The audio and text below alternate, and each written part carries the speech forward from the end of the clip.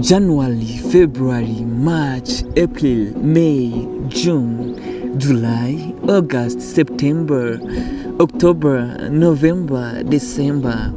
Turi kumwe n'Imana tuzagera kure. Evariste Eva TV. Ndumva umutima wanjye urimo uduce twinshi, umubabaro mbere mwinshi kuruta umunezero, urupfu rwa mbere rwiza kuruta kubaho, nta soko nimwe nari nanywaho ngo imeshe amahoro, nta muryango n'umwe nakomanzeho ngo nyingurirwe. Ngirente bungira inama, ngirente mbese nakora iki?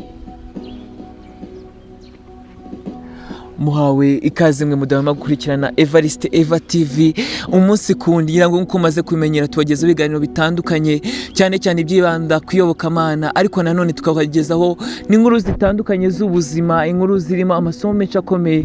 Uyu munsi rero turaza kubagezaho indi nkuru, ni inkuru y'umukobwa witwa Keza, aho araza kutuganirira iby'urugendo rwe, uko yaje gukira ibikomere. Nabashishikariza kuza gukurikirana iyi nkuru muze kuryoherwa. Nk'uko umuntu atabasha kureba ikiri mu nda ya mugenzi we kereka bifashishije ibyuma byabugenewe, ni nako Keza yashoboye guhisha igikomere yamaranye imyaka irenga 20. Rero iyi ni inkuru ya Keza. Yatangiye agira ati nitwa Keza, mfite imyaka 25. Rero si imyaka myinshi ishize ngo numve ko izina Keza koko ryari rinkwiriye. Ndabizi ntabwo murabyumva neza kandi ntimurabisobanukirwa, gusa muraza kubisobanukirwa. Mfite imyaka 5 nibwo iyi nkovu mubona yuzuye igice kimwe cyo mu maso, nibwo natangiye kwigira. Rero ndumva ndi kuburaho mbihera, ariko Imana iraza kumfasha nyibagezeho neza. Dutangire. Mfite imyaka 5 mu masaha ya nimugoroba hashyira saa 4 z'ijoro, nibwo nagiye kumva urusaku rwinshi cyane, rwa rusaku rwaje ndi mu gatosi cyane ko bwari bwije kandi ndi umwana, rwaturukaga mu cyumba cy'ababyeyi banjye. Icyo gihe nabanje kuyoberwa ibibaye, bikomeje ndabyuka. Ubwo naragiye nyigira iruhande rw'icyuma cya mama, numva mama arira cyane, numva ngize ubwoba. Nuko nyiri muri ayo ngambira kwinjira, mpita mbona sose yiruka cyane, ariko kumbe yari papa wari uri kurwana na mama. Nuko niruka njya kureba mama, nubwo kubw'amahirwe make yanjye ndanyiranitura hasi, maze amazi mama yari yashyuhirije papa ngo akarabe nyuma yo kuva mu kabari ameneka mu maso. Nuko inkovu yaje mu maso yanjye. Icyo gihe narababaye, nagize uburibwe budasanzwe ndetse narababaye cyane rwose. Ariko icyo burasi cyo cyambabaje cyane, icyambabaje kuruta ibindi nuko wari wo munsi wa nyuma nari mbonyeho mama wanjye yambyaye, nuko ubuzima bwe kuri uwo munsi ku isi nicyo gihe bwarangiriye. Icyo gihe urumva dutuye hafi y'umuhanda.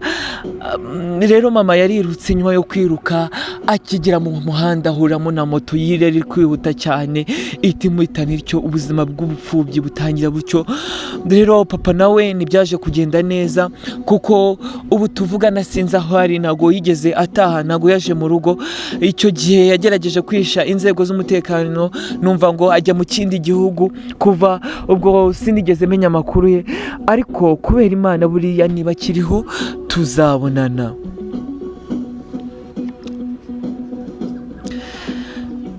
Nyuma y'ibyo nakuranye ikintu kimeze nk'igihu gitwikiriye umutima wanjye, kuko isoko y'umucyo yasizima muri njyewe. Nakuranye umutima wuzuye kwishinza, kuko numvaga hari uruhare runini nagize mu byambayeho, kandi numvaga ko ndi intandaro y'urupfu rwa mama wanjye, kuko igihe barwanaga mama yamushinzaga kutubahiriza inshingano zo kundera. Rero nari mfite umubabaro utagira uko ungana, nagiye ngerageza kwiyahura kenshi ariko bikamfira ubusa, kuko Imana yari izi ko nzaba ndi kubara inkuru nk'iyi ngiyi, inkuru nzi ko iraza gufasha benshi. Ibyo kuvuga Imana numvaga ari ugutera waraza, numvaga rwose bitandeba habe namba. Ariko ari icyaje kuba mbere y'ibyo ngibyo, numvaga Imana nayisobanukirwa neza. Uwo numvaga yivuga namuhungiraga kure, kuko sinumvaga Imana uburyo ki irema inkuru y'agahinda ku muntu gusa, yonyine gusa, habe n'umunezero na mutoya. nk'uko nari maze kubibwira icyaje kuba rero, naje guhura n'uwo mugabo, sinababwira uko angana kuko sinamubonye n'amaso, ariko hari uko namubonye. Uwo atwara isi n'ijuru, nabonye naho wamuhungira, namanuka nkajya kuzimu ariyo, ndetse nazamuka nkajya mu ijuru naho ariyo. Rero uwo yemeye gusiga 99 aza gushaka njyewe wari mubi igihe kimwe rero cyaje kugera, nza gupostinga ku mbuga nkoranyambaga nakoreshaga icyo gihe, nanditse ngiranya ni ndumva umutima wanjye uri mu duce twinshi, umubabaro umbere mwinshi kuruta umunezero, urupfu rwa mbere rwiza kuruta kubaho, nta soko n'imwe nari nanywaho ngo imeshe amahoro, ndetse nta muryango n'umwe nakomanzeho ngo nyingurirwe. Mbese ngirene mbigenze ne, mungire inama. Nuko umwe mu bankurikiranaga yahise anyandikira byihutirwa, arambwira ati ese wazambonera umwanya tukaganira, ko numva matijwe ko twaganira, kuko ndumva mbikeneye rwose ndetse cyane. Njyewe numvise ntacyo bitwaye, ndamwemera kuko yarambaniye neza, kandi nari mfite icyo gihe kuko nta bintu byinshi nari ndi gukora muri iyo minsi. Rero ku giti cyanjye numvaga bavuga ngo nkubone nk'umumaro nduhura umutima, sinabyumvaga, ariko umunsi naje kubibona. Rero twaje guhura, gusa byari byiza cyane. Nyuma y'imyaka myinshi cyane nibwo nagize amarira atangaje. Si yari amarira y'akagahinda kari karambere ibyo kurya ku manywa ndetse na nijoro, ahubwo uwo munsi byarahindutse. Narize amarira y'ibyishimo, numvise kubohoka bidasanzwe, nari nayobowe icyabaye, kuko niwe muntu nabohokeye bidasanzwe. Nari umuntu ufunze cyane kandi numvaga ntawanyumva, ariko uwo nguwo namubonye mu Imana. Icyo gihe nyimara kumubwira inkuru yanjye, yarambwiye ngo noneho byuka urabagirane kuko umucyo wawe uje, kandi ubwiza bw'Uwiteka Imana bukaba bukurasiye. Nyivuga Imana, umunsi wakurikiyeho yanumiye mu mwanya wo gusenga, bagiraga nijoro. Mu by'ukuri ntabanje kubyanga, numvaga atangiye kuzanamo ibyabo by'abarokore, gusa nanga kumusuzugura cyane ko numvaga ko nabaye inshuti nawe. Icyo gihe rero twaragiye, nkihagera numvaga byanshoboye kuko ni iminsi mike nageze mu rusengero, byari byanshobeye, nibaza ukuntu byagenze. Gusa icyo nzi cyo nuko naje kumva umutima wanjye wenda guturika, bitewe nuko ntabashije kurekura ibiri mu mutima wanjye. Ariko icyo gihe nasanze imbere, nsanga ndi kuvuga ibyo nakoze byose, nsanga ndi kuvuga uburakari nagiriye Imana, nsanga ndi kuvuga ibyaha byose nakoze imbere y'iteraniro ry'abantu.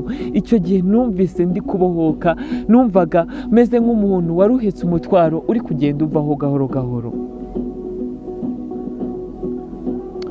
Rero Imana yahise imbwira iti mu gihe cyo komererwamo narakumviye, no ku munsi wo gukirizwamo naragutabaye.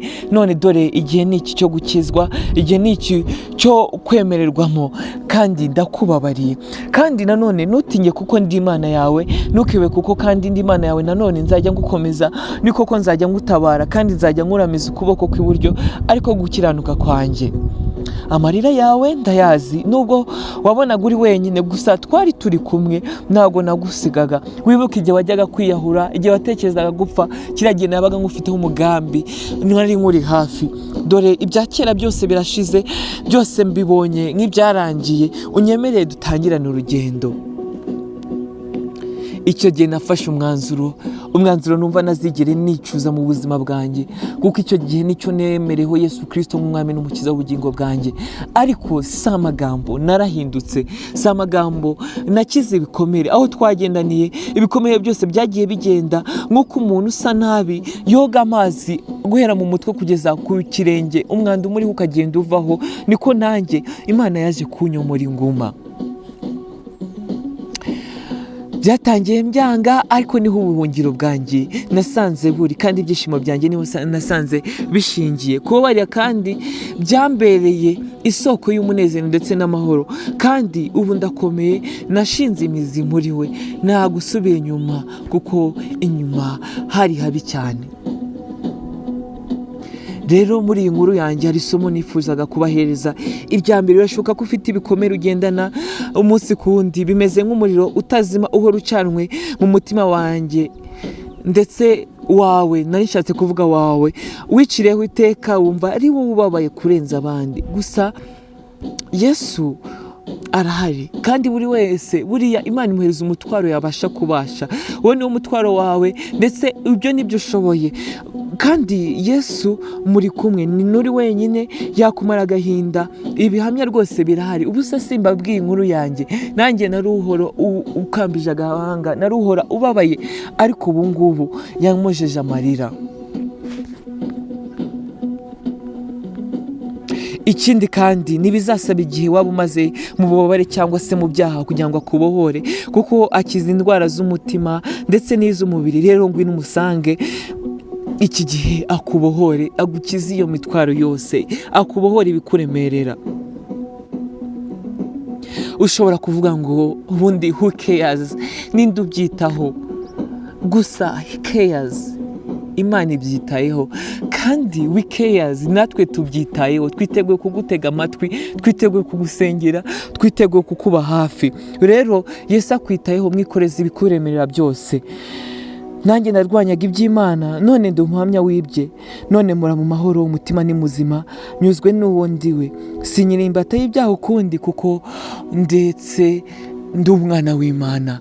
Ubwo basi bunkimbasa ukundi, kuko niwe unyobora umunsi ku wundi. Reka tugushimire wafashe umwanya ugakurikirana Evariste Eva TV. Tugusaba kugira ngo niba utarakora subscribe uyu munsi uyikore, ngira ngo iyi nkuru mwakuyemo amasomo menshi akomeye y'ubuzima. Tugusaba kugira ngo ujye muri comment utubwire icyo waba wigiyemo, kandi usharing iyi nkuru cyangwa uyisangiza abandi kugira ngo barusheho kubona ubu butumwa. Mugira amahoro, Imana ibahe umugisha.